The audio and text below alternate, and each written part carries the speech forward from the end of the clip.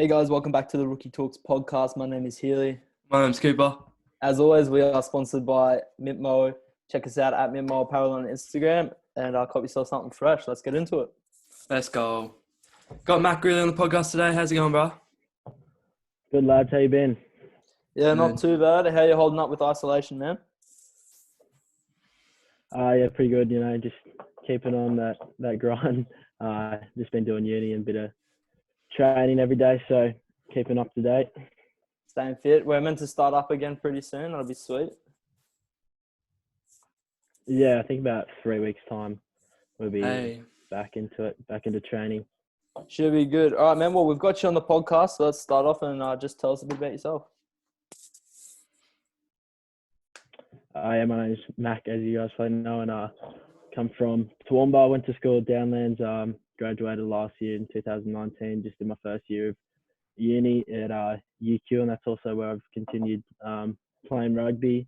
I moved to Brisbane at the start of the year for that, and got lucky enough to train with the Reds this year in their academy, and hopefully keep that going for the next 3 years, and then hopefully further into the future.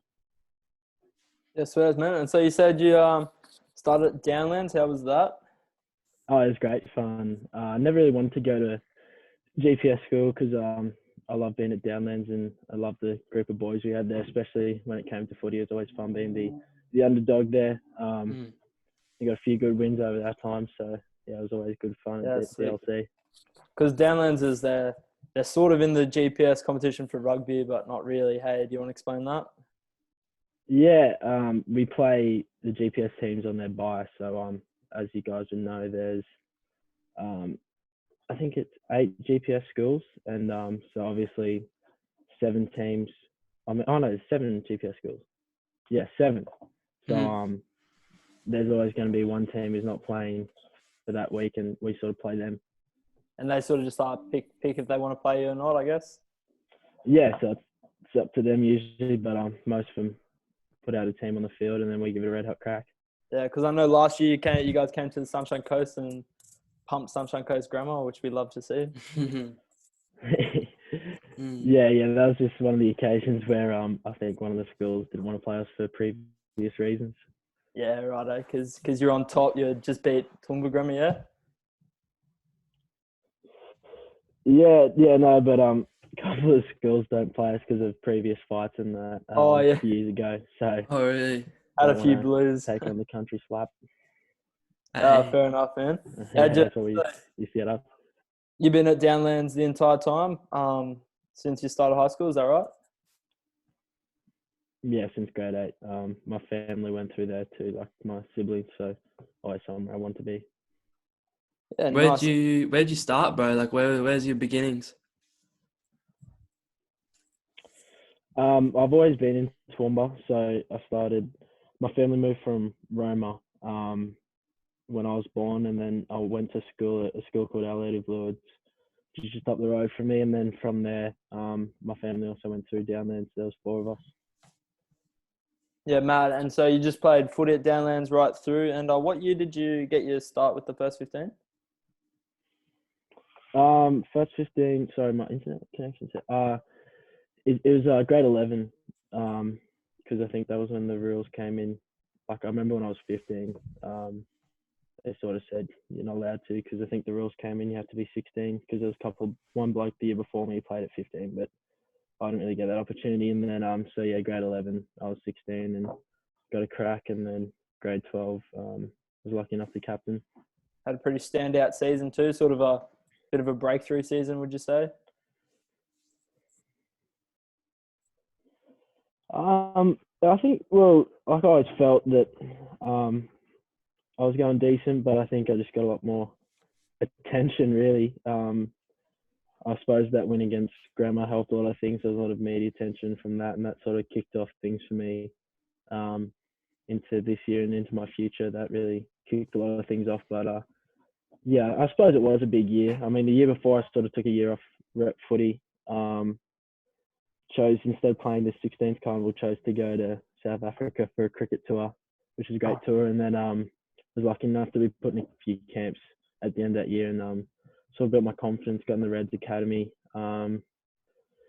made that team, and then from there, played a few good schoolboy games and got pretty lucky, and now I can continue with the Reds sort of through to my 20s.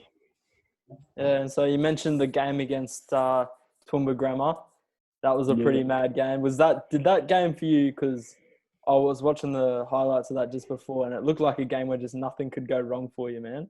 Is that what it felt like? Yeah, well, it was a pretty awesome game. I think, just on a team standpoint, a lot of things were going right. And then, on a personal note, just to beat them was huge because that 5 years of losing honestly sucked. And since I'd actually been I'd seen wins before I went to Downlands, but since I'd been there, I hadn't actually seen a win. So to bring that home was huge, because that is really our game that we play where there's a massive crowd. It's sort of a grand final, and obviously when you're in school, you don't really like the grammar blokes or Toowoomba Grammar. I mean, they're good blokes, but you don't like the school. So yeah, to get over that hump, that rivalry is pretty sick. Pretty surreal, bro. Big yeah, you can see the emotion on your face, man. I watched the game live, I reckon, and just the emotion after that win was pretty insane. Yeah, it was it was a pretty big thing. A lot of people wouldn't understand, but to win that was just huge. I mean, we put a lot of effort into it, and you think about it every night, and then for it to come off the way it did, even on their field, last few minutes after we thought we'd lost, because our coach, when Baxter scored that try, put him up 21-20. Our coach said there was I think he thought there was 3 minutes left. There was actually 7. So when we went back to the try to halfway and kicked it off, and they got it, I thought, and then there was a scrum. I think they had played on. We tackled. We got the ball. I went down one of the sidelines and dropped it. And I honestly thought that was game over. I was, ready to concede. It was all on me. But luckily I got a second chance, and they kicked it. Because when they kicked it, I thought they were just going to kick it out, and they kicked it straight to our winger. And then it was game on. And then we gave the ball back to them. They would run down the field, and then we got a pilfer. Our 10, Michael, got a pilfer, and then we tapped. Quick tap, smart thinking from Kai, I think it was. And then Darcy did that huge run down the sideline. I think everyone's seen that. And then I was just lucky enough to be put in the right spot. And yeah, that win coming off just those last few minutes was insane. And then when we pulled it off, far out. Crazy times. You called it being put in a lucky spot, man, but I'm pretty sure you broke about 5 tackles to get to the line. That was one of that. Do you reckon that was just sheer will to win that game, getting over there? Yeah, we could say that. I mean, in the game, I actually thought I'd beaten 2 defenders because, the tunnel vision you sort of get when you're playing. I just thought I caught it and did one step, and then I was sort of over, but I watched it when I came back. I actually surprised myself a little bit. I suppose it was a bit of will, but if probably a lot of this wouldn't happen if I dropped the ball or if I passed it or something. So if I look at it in that way, it is what it is. But yeah, I suppose you can talk about the will. I wasn't going to let him win that day. That was our goal, and I think the way we played showed that. I think it was a will from the whole team. Yeah, and so there's a lot of people. There's probably some people who are listening who don't understand, but that's pretty much your grand final, hey? Toowoomba Grammar. Yeah, it's just that is I think there was 7,000-8,000 people watching. Yeah. And then obviously all the people online. And it's the big town rivalry. I think Healy from when you're at Dolby, even people from all the surrounding regions of Toowoomba come in to watch that game. And it's a big thing for people who went to schools because a lot of the reunions are on that night. So yeah. We when we were training, there was dudes who were there for their 30-year reunion that walking through, and they were all excited. So when you add all those things to it, just a day that you live for, and one of those things you got to get up for because it's a once in a lifetime opportunity. Yeah, for sure. And did you guys play? Was that played in round 1? Round 2 this year. Last year, sorry. Yeah, and then this year I think it'd be round 3. Yeah, it was early on. It used to. There was for a while. There was at the end of the season. But as the GPS draw sort of turns over, Grammar's bye came early in the season. So it's weird when it's like that because got used to playing, building towards Grammar. But we sort of had to plan our season in the way that we had them second game, and that was a big game. Yeah, that's pretty sweet, man. I'd love to watch it. Hey, I think the only people supporting Grammar on that day were actual Grammar supporters. Everyone else, like for me, someone from Dolby was supporting the Downlands boys. Everyone wanted to see the underdogs get up, and you sure did. It's good to hear.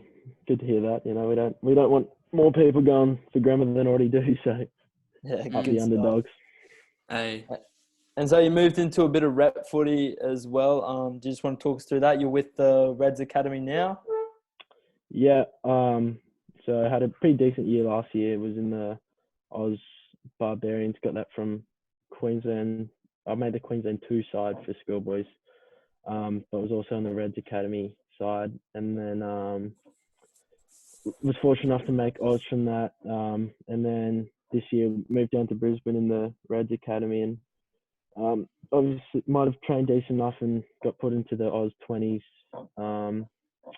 camp there and that sort of ended just before the coronavirus, but not sure how that'll go. We have a few camps for that, and hopefully can keep myself in there. All right, so I got a few things coming off that. So you said you played Queensland 2. Yeah. And then made the Oz Schoolboys team, so you must have had a pretty insane carnival. Yeah, well, for the schoolboys, I don't know, it's just one of those things, making the second side sort of ate away at me. I felt I might have done decent enough to maybe make that first side, but it was what it was. And then I made the Reds Academy side the week before, and that proved to me that actually, because the Reds Academy side was seen, I had all the GPS boys in that. Yeah. So it proved to myself that I should be there. So then that week later, I came in with a lot of confidence, and it's pretty cool to captain the side. I mean, it's a pretty big honour. A national championship. So when I played, I just played with that sort of fire because I wasn't in the top side. Yep. And it sort of pulled through for me, and then No, that's good, bro. Aussie Barbars team. That's it. That's crazy to me. The boys. That's actually sweet. I mean, it just shows how talented you are, bro, to make it through. How was the Aussie Barbars camp and everything? How long did the camp go for? It was about a week, and then we had a game against Samoa. That was pretty fun time. Got to meet a lot of boys, a lot of them from like Sydney and that, and they were great lads. Had a lot of fun actually. Got to relax a bit throughout the days, and then played a game, and then it's pretty sweet to play a game on your home soil for your country. Got to sing the national anthem because the Oz 18s side was over in New Zealand, so I didn't get to play on home soil. So we're actually the only team who got to sing that national anthem in front of our own crowd. So that was a pretty big thing, and then a big learning experience for me to play in that. I also felt like I could have done a lot more to maybe make the top side, but it fueled me this year to sort of work harder. Because I made a few teams in that I didn't expect, but sort of wasn't enough. And then this year I was lucky to still 18, still got a chance at that 18 side, but got a chance with the 20s at the moment as well. So you said you're with the under 20s now. Yeah, I was lucky enough to be invited to the second under 20s camp, and then unfortunately missed out on the Oceania tournament because obviously that was all canned. So we didn't even get emails or anything for that. So depending on how it went, I wasn't sure, but I was just happy to sort of be included in that as an 18-year-old. Yeah. And get the experience. Sweet, man. And you're at UQ now, that's right? Yeah, the heavy. So for university, and then obviously you're playing footy for them? Yep. Am I right? Did makes you sense. go down to were you part of the team that had to be quarantined after that game down in Sydney? No, I wasn't actually able to play that game because I had the Oz 20s camp, so I missed out. It was a bit of a bummer. I got my sort of way into the side and then couldn't play for a week or so, and then obviously things ended because have a long pre-season, so you want to play footy. I got a couple of games in, then we had another camp, which was unreal. Luckily got to play a game at the end of that, but sort of missing out on the trip to Sydney, and that was tough. But at least I didn't have to go on quarantine, I guess. Yeah. So what happened was, the UQ Prem side went down to play. What was the New South Wales University? Sydney Uni. Yeah. Sydney Uni. So you guys went to play them sort of in like a top New South Wales versus top Queensland side competition. And one of the New South Wales boys tested positive for coronavirus a few days later. And the whole Prem side got quarantined for 14 days. That's heavy. That's pretty tough. So I suppose it's not a... Yeah, that was pretty crazy. I mean, It's not a bad thing you missed out on that. Yeah, take your lucky kittens. A bit of a win there. I mean, It is what it is. Lucky enough, I got to also train at a different thing, but it was hard being away for the boys, especially watching the loss. But I'm sure that in quarantine got them through. I saw a few of the boys. If you saw the Oats lads doing a few funny TikToks and that. Yeah, I thought there was something people were trying to play Keep It Up or something like that with a pair of socks, was it? Saw Jasper Mellish put up a video kicking. Oh something. yeah, they're doing that. Yeah, I think there's a thing going around the Premier Rugby page of people doing some Keep It Up with a toilet roll or something. Yeah, toilet roll. That's right. Yeah. Matt, and how is everything down at UQ? You're not going to make a move to West anytime soon? West? No, not yet. Is it? UQ's pretty sweet. It's pretty rough because I only got to manage 2 training sessions there. So I'm not sure if you know, but with the academy, through pre-season we train with the academy and that, and then right. So we weren't released to club training before the first trial match, so the last session before that. So we got two trainings in and all ended. So it was pretty hard. Had a few club nights and that before, but it was pretty hard to get a feel for it all. And then sort of when you get that feel for it to end, it's a bit of a weird feeling. But yeah, you go through all that soon and kicks off. Go through all that pre-season. No, no West for you. Go through all that pre-season, you don't get to play. It's always, and then you just got to do it again. Yeah, well, I got pretty lucky because I had a thumb niggle all pre-season, and as soon as the virus happened, I got surgery on it. It's one of those ones you can play the season with, but it sort of starts to really affect you. So I actually got surgery done. Had 6 weeks recovery, and so I actually come back without missing any games. Oh well, that's pretty lucky. I lucked out there too. That's a silver lining for you. You've had a bit of luck with that. Good timing. Yeah, but as you said, with the second pre-season, I now sort of couldn't train for a bit. I couldn't really run in that, so I just goal kicked every day because don't have to hold the ball and that. And then I've really gotten back into it the last 3 weeks. So I'm actually came ahead of schedule, so I've been pretty lucky to be able to get back out there on the paddock and train with a few mates. Yeah, good stuff. That's sweet. I was talking to Coops about this beforehand. I sort of remember when you and I were younger and we played a few games with and against each other. But I also remember you were pretty handy at league and touch. How's all that going? You got any interest in playing touch still, or? No, I sort of gave up touch. I just played for all schools when it sort of got to high school.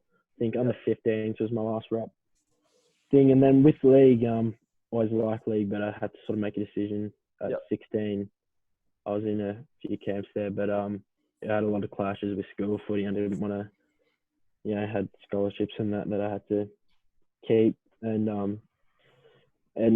school footy was a big part of that. So I sort of stopped playing league then, but then a lot of interest circled last year with league clubs, and still recently this year, quite recently, I've had a bit of interest, a few phone calls and that. But Union's where it's at the moment. I'm actually signed for 3 years. So so you stick it out, and then hopefully Super Rugby or some sort of equivalent is up and going by then. And you can keep playing rugby union instead of Yeah, making the the goal. switch.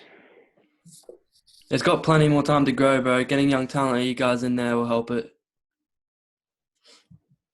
Like we said before. The way it's been going, like you saw the 20s won, came second last year, but had a lot of good wins against like New Zealand and that, and then everyone's seen the 18s win over New Zealand that last year. So the come up's huge. Like if you look at the red side and that this year, a lot of good players there who are all young.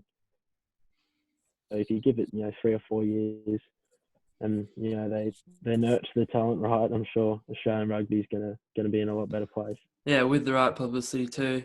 They can go as far as they want. Yeah. No, that's good. Yeah, There's a lot of good like marketable players there too. So you look at that, and hopefully there's that will to win. You saw it in the 20s last year, and that the way they trained and played. If that keeps up, I'm sure Australian rugby is going to be quite formidable in the future. Back up the top again, hopefully. That's the goal. Yeah, let's hope the domestic competition gets back up and running properly after this coronavirus finishes. Yeah, that'll be good to watch and see how the boys go. Yeah. And sort of watch a bit more footy again. Actually, be good to have the force included. That'd be good little like competition to watch on the weekends and stuff like that for sure. Yeah, it'll be People good. be keen for that. Yeah. It's good as time as any to make a change in that and sort of get things up and going. We got you. Yeah, I mean, it's pretty good building block. Like if things because things have been a bit rocky, it sort of can restart a few things and build off that and build off the good things. And there's going to be a lot of positives that come out of it. I know a lot of media attention's been focused towards the negatives, but there's been a lot of positives in the last couple of weeks. I think for a rugby fan, it's a big thing. Good stuff. You know how to say the right things, man. Yeah, you're trained, bro, and it's fair. No, you're being true, though. There has been a lot of negativity around it, so it'll be good to see some good news coming through for sure. Because you have some characters and so much talent in the game of rugby union. Yeah, and I suppose when all this, talking's done, the negativity, I think a lot of players will get the chance, let the game do the talking. I'm sure they'll do that. I'm sure Australia can see a lot of the talent that's out there, especially in times like this when we got more chance to watch things like footy when they're back on. I think it's a big opportunity for people to showcase it. Mm-hmm. Yeah, right. Talking about footy, man, who do you look up to in the game, do you think?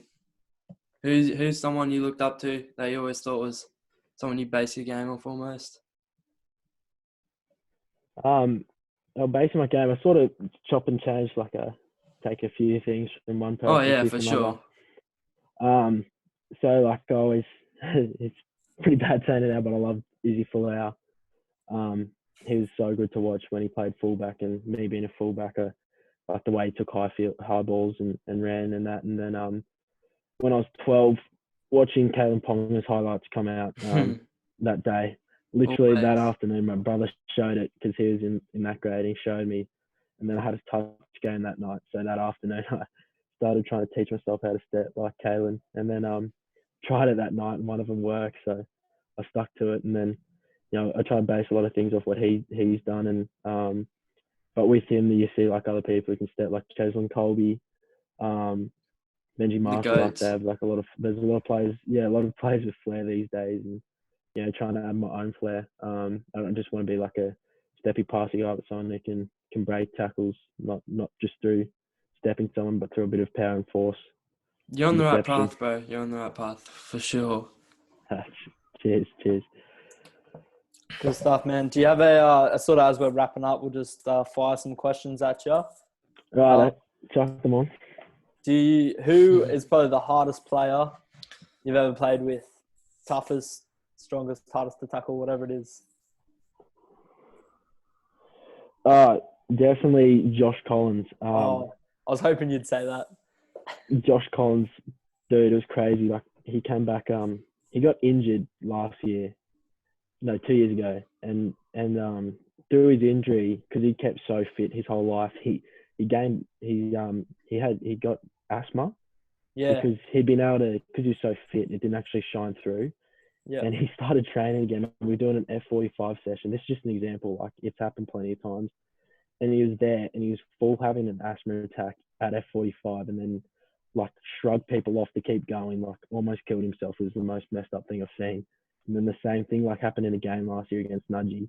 I was Yep. standing at fullback, and he's full like having an asthma attack, like breathing crazy, and like he was like fully, he doesn't remember it, and he just pushes himself. Like, I've never seen someone push themselves. Yeah, man. I train with him now at Western. He doesn't know anything less than 110%. Hey, He's literally a psycho. Like, crazy. bro. And Coops and I both actually saw him last year almost collapse at a. Oh, dude. I was going to touch on that, bro. That was hectic. At the What happened? CCC. So we're at the Queensland Combined Catholic Colleges trials, and he's there. And Those things, yeah. I don't think it was long after they'd had the Nudgy game and he almost died. And he's there, and the coach asked him a question, and he was breathing real heavily and just couldn't speak. He literally wouldn't. Oh, dude, that was hectic. And so we had to get one of the parents come over to grab him. He's like passed out on the way walking back, and everyone's freaking out, and all the Downlands parents are like, "Oh no, this has happened before." Yeah. Bro, he was like standing next to me. We used to, You go. yeah, we used to call him the super soldier because the man could do anything, and he was just a robot. Yeah, he was hectic. For sure he is, and doesn't feel pain. Oh yeah, he was going hard too. Yeah, that was hectic times. That's mad. All right, most talented player you've ever played with? Oh, jeez. There's a lot of talented guys. Natural, freakish talent. Like natural. Plug him on the potty, bro. Just, you see it. Jeez, there's a lot of freaks I've played with, but one of the most natural was probably Jack Howarth. Oh yeah.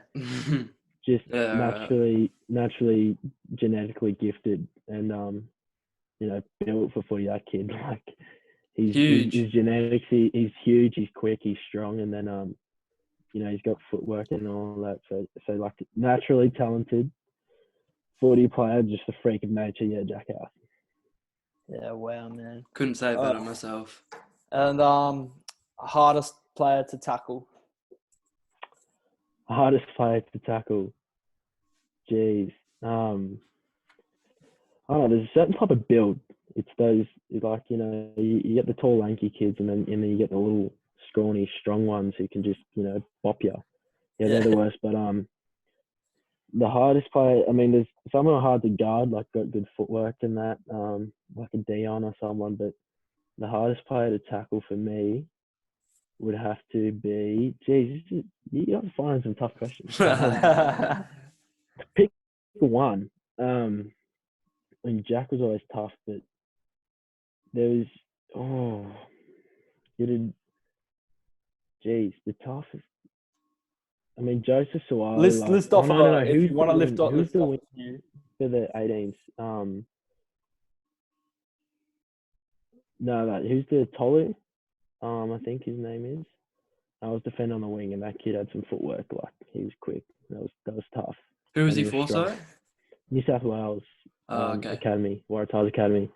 Man was a gun. Like, him and that Suwali combo, that was pretty scary. Shout out to that guy, bro. Shout out to the guy. We don't know his name. Stuck our bench or what? Still got you? I can't tell. My Wi-Fi is going down a bit. Yeah, we got it. Still there? Yeah, we're there. Yeah, we got you. Yeah, I got you. So yeah, I want to know a little bit more about. Tell us a little bit more about rugby league and stuff. So you decided. I think it's interesting that you decided to turn to rugby union. Like, I reckon, like, so many kids nowadays are going straight to rugby league just because they're getting, there's, like you said, they got huge raps on kids. Like, I think it's cool that you're going to rugby union for sure. Did you ever want to go to rugby league, or you always knew that you wanted to I do rugby mean, union?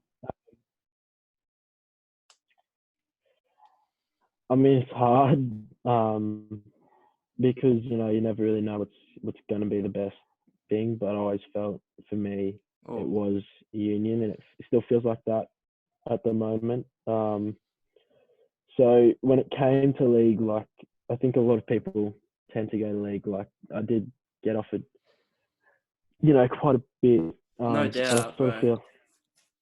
I sort of feel like the money I sacrifice now. Union. I've played a lot of that. And I can, Short-term pain, I've got long-term gain, bro. yeah.